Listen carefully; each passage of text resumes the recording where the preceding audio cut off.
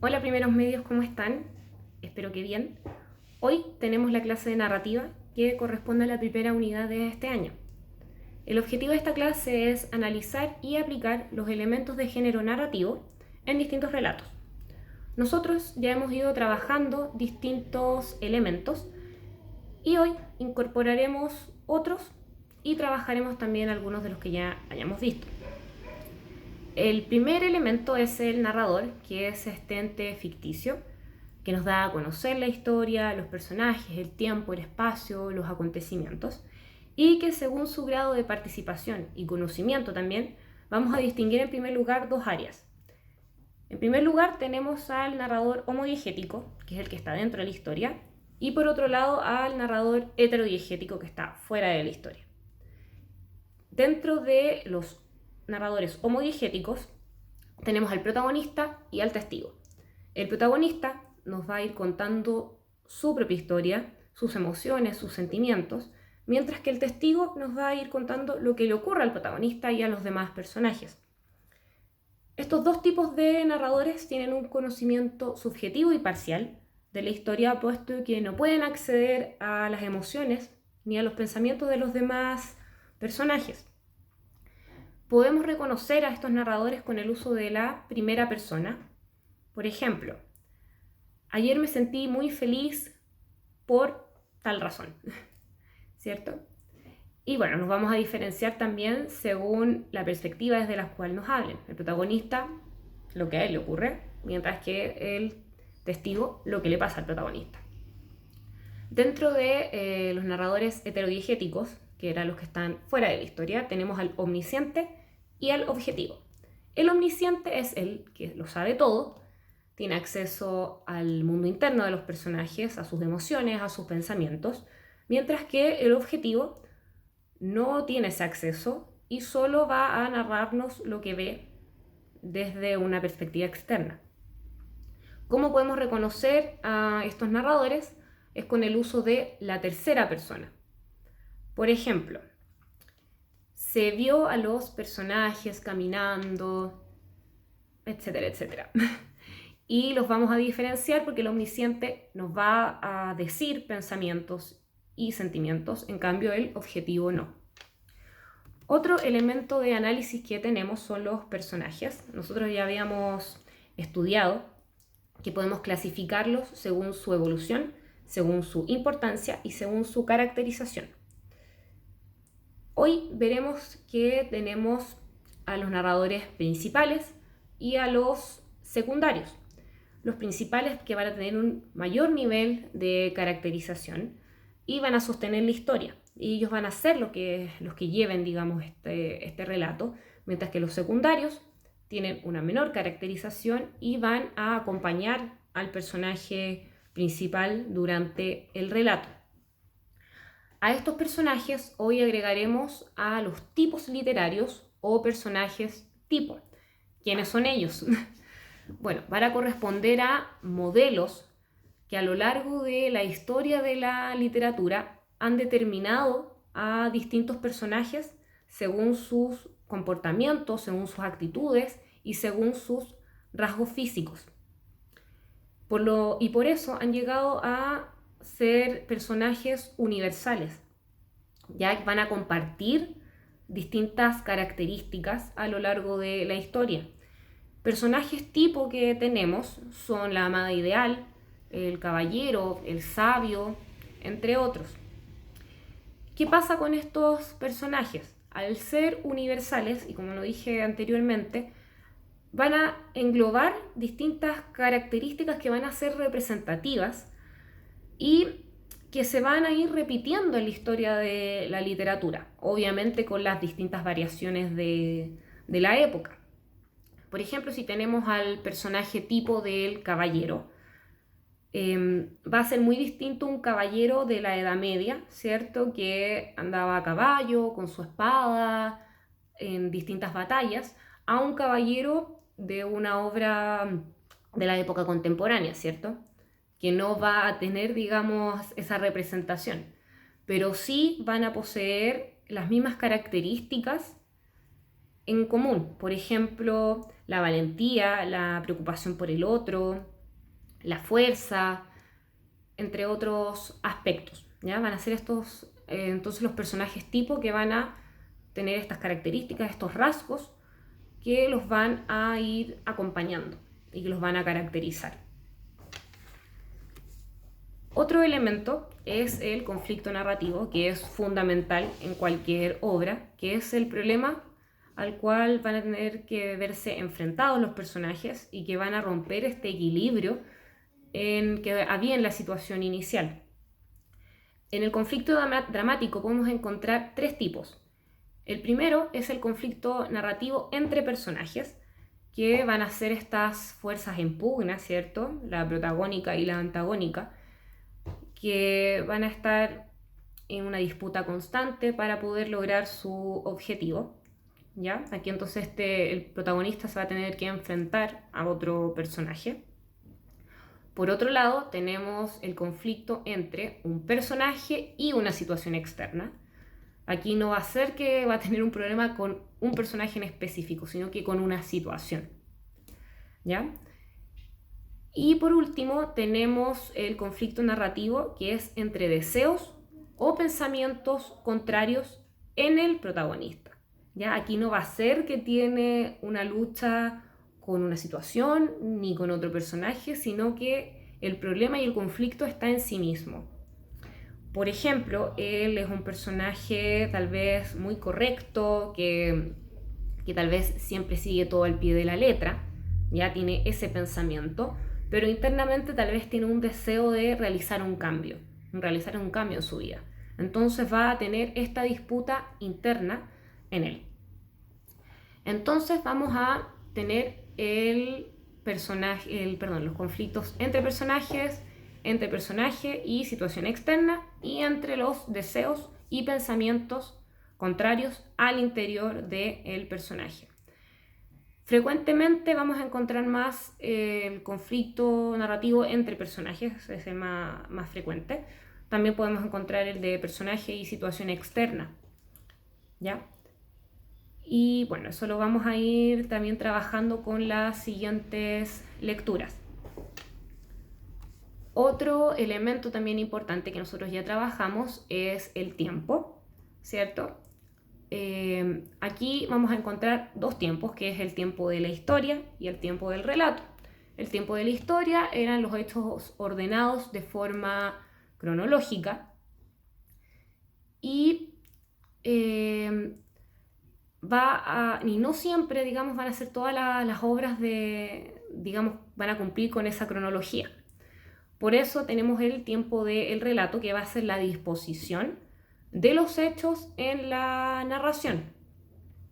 Vamos aquí a tener tres tipos de tiempos del relato. El primero es el ab ovo, que este sí coincide con el tiempo de la historia porque los hechos están narrados desde un inicio hasta un final.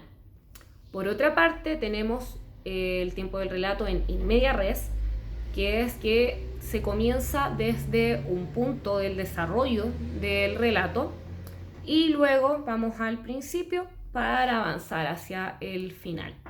Y por último tenemos in extrema res, que se comienza a narrar desde el final de la historia y luego, como un recuerdo, se comienza a narrar lo que ocurrió desde un principio. Recordemos que para esto existen las anacronías, que van a ser esos saltos temporales que nos van a permitir, ir comprendiendo la disposición también del relato. Otro elemento que vamos a incorporar también es la intertextualidad, que si nos basamos en su nombre significa entre textos. Entonces va a ser esta relación que se establece entre un texto con las partes de otro, ya sean estos textos literarios o textos culturales. ¿A qué me quiero referir con esto? La intertextualidad no solamente se da entre un texto con otro texto, sino que puede ser con otras áreas, como por ejemplo con el cine, con la pintura, y a eso se le ha dado el nombre de de interdiscursividad, que es cuando hay una relación entre un texto con otros tipos de artes. Ahora vamos a ver unos ejemplos para que quede un poquito más claro. Ya, en la diapositiva les coloqué un microcuento que se llama La Bella Durmiente del Bosque y el Príncipe de Marco de Nevi. Y bueno, este microcuento tiene una relación de intertextualidad con el cuento tradicional de la Bella Durmiente. Vamos a leer, dice: la Bella Durmiente cierra los ojos pero no duerme, está esperando al príncipe y cuando lo oye acercarse simula un sueño todavía más profundo. Nadie se lo ha dicho, pero ella lo sabe, sabe que ningún príncipe pasa junto a una mujer que tenga los ojos bien abiertos. Ya, si nos damos cuenta, claro, está el personaje del cuento, ¿cierto? Está la Bella Durmiente. El cuento original sabemos que es esta princesa que cae en un sueño profundo debido a un hechizo y que es despertada por un príncipe. ¿Qué pasa en este microcuento, cierto? Que corresponde a la época más actual. Se nos presenta esta Bella Durmiente que está despierta, que finge dormir y que al final nos dice que ella sabe que un príncipe no pasa junto a una mujer que esté despierta, que tenga los ojos abiertos. Así que aquí podemos ver, bueno, también que si lo analizamos e interpretamos, que hay una crítica también social respecto a, bueno, a la relación entre hombres y mujeres y a las creencias que también se tienen respecto a ellos. Y por eso acá y por lo mismo podemos ver aquí una intertextualidad, ¿cierto? Porque tenemos el texto original que es La Bella Durmiente y tenemos acá este otro autor que muchos años después tomó este cuento y creó un nuevo texto basándose en la historia, pero obviamente incorporándole las situaciones que ocurrían en esa época, ¿ya? Bueno, y así hay muchos ejemplos que vamos a ir trabajando después. Y bueno, como les había mencionado, también se encuentra lo que es la interdiscursividad, que también pertenece a lo que es la intertextualidad, pero algunos, digamos, expertos en el área le han dado este nombre, cuando hay una relación entre un texto con otras artes. Esto ocurre mucho en lo que es el cine, en las series. Hay un ejemplo característico que son los Simpsons.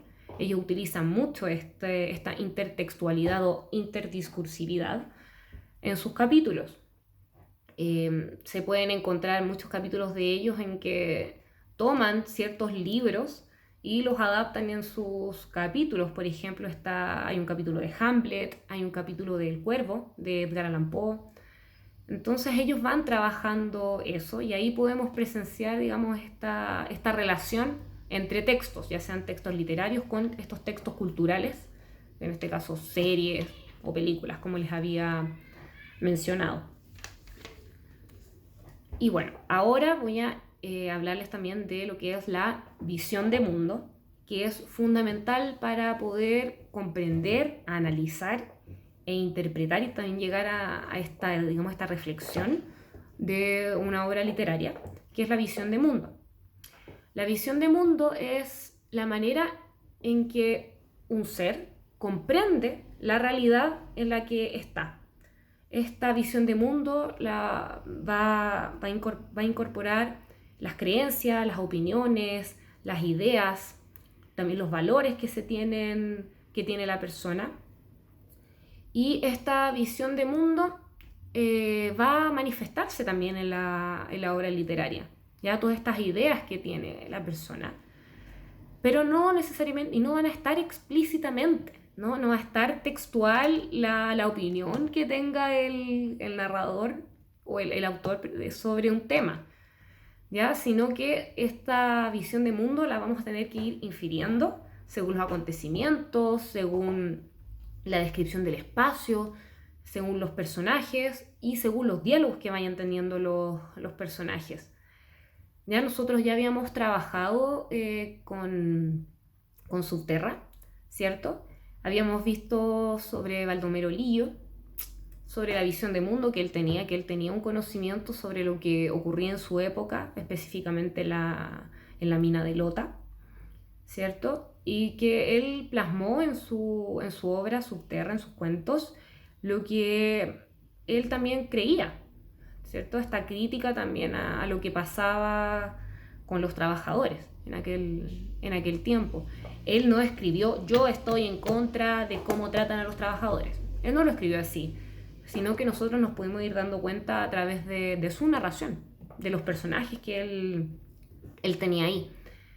Por eso es tan fundamental, chicos, la visión de mundo, puesto que el autor nos logra mostrar situaciones, mostrar problemas de una época, y que nos invita a nosotros como lectores a reflexionar, a detenernos un minuto y a pensar lo que ahí está ocurriendo. Por eso es tan fundamental, chicos, la literatura y el mensaje que hay detrás, este mensaje literario, porque nos permite comprender de mejor manera el mundo. El autor muchas veces también tiene una finalidad, ya sea política o social, o simplemente que logremos reflexionar sobre un tema. Cuando nosotros estudiamos Subterra, vimos todas las consecuencias que también tuvo la publicación de esos cuentos. Que la gente empezó a tener mayor conocimiento de lo que ocurría al interior de las minas, a las injusticias a las que estaban enfrentados los trabajadores, y permitió que hubiese una reflexión también en ese tiempo. Y eso ocurre con la literatura en general. Nos permite, digamos, ir conociendo más, ir reflexionando más. Bueno, les coloqué un ejemplo de Crónicas Marcianas, ya que es un libro que ustedes conocen. Bueno, en este texto, esta obra, que es un conjunto de relatos que nos van contando la llegada de los humanos a Marte, de cómo fue el proceso de colonización, y que estas historias nos permiten ir reflexionando sobre el ser humano, ¿ya? También sobre las carencias que tienen, esas ansias desenfrenadas de ambición, también el poder destructivo y autodestructivo que tiene el humano. También se abarcaba mucho el tema del racismo en esa obra. Entonces ahí nosotros podemos ver que el autor tampoco, él no se sentó a escribir: yo estoy en contra de esto, yo opino que el hombre es así. No, él con su narración nos fue permitiendo reflexionar sobre esta situación.